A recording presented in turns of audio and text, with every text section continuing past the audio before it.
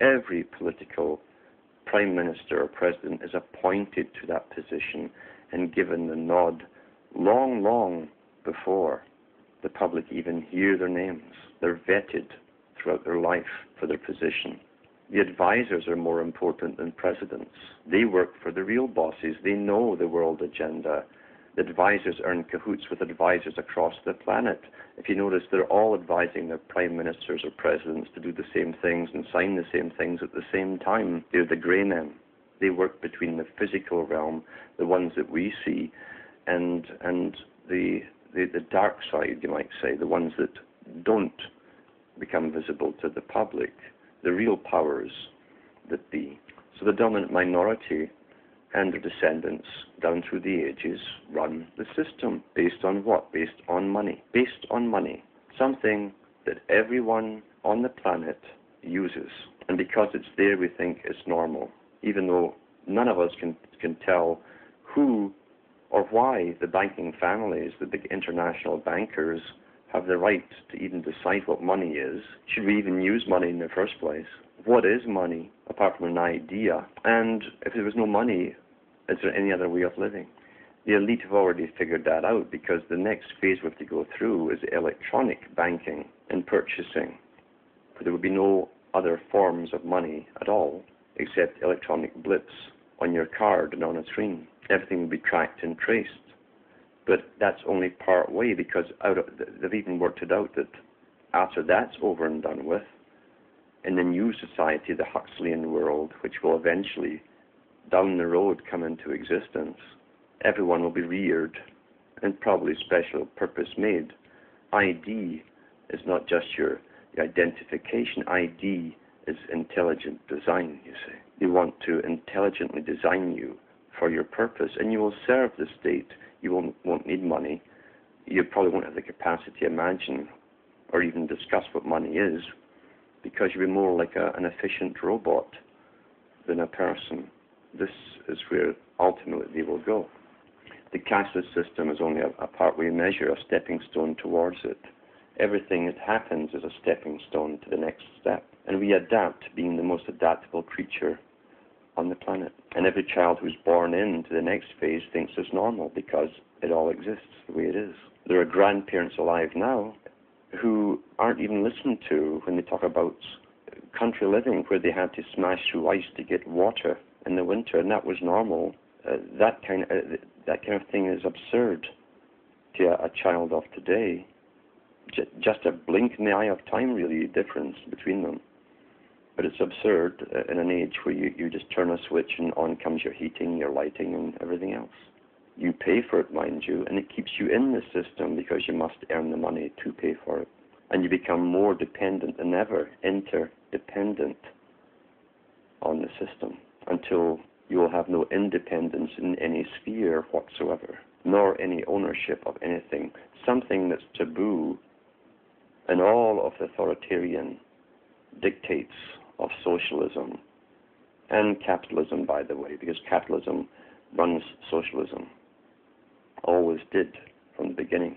Now, I've taught many, many people over years on different levels of the understanding of all of this, but I only teach the ones who are able to accept the understandings of the higher truths. Those who can't get the higher truths tend to get terribly offended, and they turn on the teacher. And it isn't my fault that you can't understand. It's a choice they've actually made within themselves. They don't hear what you say. Their greed for the idol blinds them to all the gold dust you've scattered before them in the past. They're oblivious of the gems, and that isn't my fault. And people like that you can't take any higher. You can't bring into the deeper truths. And apart from that, not everyone can handle them, because much of the news is not good news, but you have to understand the bad to get beyond it. You have to go through the darkness to see the light. That's always been the way. Always been the way.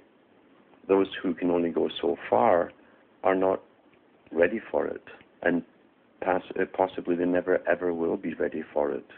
They're more composites, let's say, of personality, of their training, their culture, their indoctrinations, and their own particular bent of personality type. They're not a truly individual, free person, and you can't teach everyone ultimate truths. They can't handle it. If I was going on blessing Christianity and pushing that, I'd be on many radio stations, as I'm sure the listeners know. It isn't until they find out that I speak out about certain aspects of the religions that I don't get the calls coming in. That's to be expected. It takes a brave person and an honest person to step outside their box and say, well, he's right on this and he's right on that, so I'll have him back.